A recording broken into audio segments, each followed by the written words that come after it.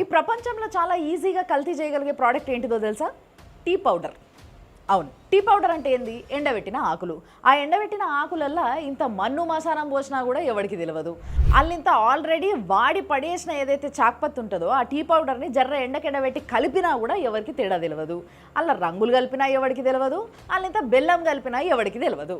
కాబట్టి రీసెంట్గా చాలా పెద్ద మొత్తంలో అంటే 4500 kgs ఆఫ్ టీ పౌడర్ని కల్తీ చేశారట. అలా 3000 కిలోల చాయ్కి పత్తనేమో కల్తీదంట, 1500 kgs ఏమో ఆల్రెడీ వాడేసిన దాన్ని కొంచెం ఇంత రంగులు బెల్లము కలిపేసి ఎండబెట్టేసి అలా కలిపేసిండ్రంట.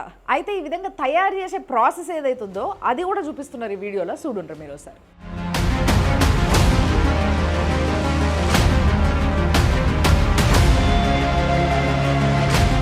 ఈ కల్తీ అయిన టీ పౌడర్ని కేవలం రోడ్డు పక్కన ఉన్న చాయ్ బండిలో వాళ్ళే కొనుక్కొని వాళ్ళు మాత్రమే అట్లా పెట్టిస్తారు చాయ్. కాబట్టి అక్కడ తాగకుండా ఏదన్నా మంచి రెస్టారెంట్లో తాగితే పర్లేదు అని అనుకునేరు. ఉడిపి రెస్టారెంట్ వాళ్ళు కూడా వాళ్ళకి తెలుసో తెలియకనో అదే టీ పౌడర్ కొంటున్నారంటే ఆ టీ పౌడర్తోనే టీలు పెట్టి తాగిస్తున్నారు మనతో. బేసిక్గా జర పెద్ద కెఫే పెద్ద రెస్టారెంట్ అనగానే అరే పేరున్న బ్రాండ్ కదా, ఆడ మంచి ఛాయే దొరుకుతుంది, ఓన్లీ రోడ్డు పక్కనే మంచిగా దొరకదు అని చెప్పేసి తాగేస్తున్నారు కదా.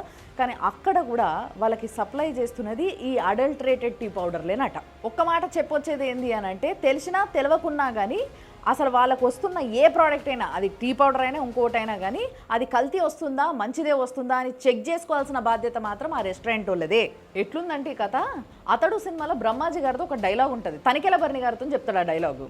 జస్ట్ ఆ చెరువుగట్టు దిగంగానే అక్కడ ఒక 3 సుమోలు, ఒకవేళ అక్కడ తప్పించుకున్నాడు అనుకో ఆ కాల్వ అవతల 4 క్వాలిస్లు, ఒకవేళ అక్కడ కూడా తప్పించుకుంటే ఆ కొండ దాటంగానే ఇంకో 4 క్వాలిస్లో 4 సుమోలో అని. ఈ విధంగా సేమ్ ఇదే విధంగా ఒకవేళ మీరు రోడ్డు పక్కన ఉన్న ఒక చాయ్ బండి కాడ చాయ్ తాగినా అదే కల్తీ చాయ్ పత్తా.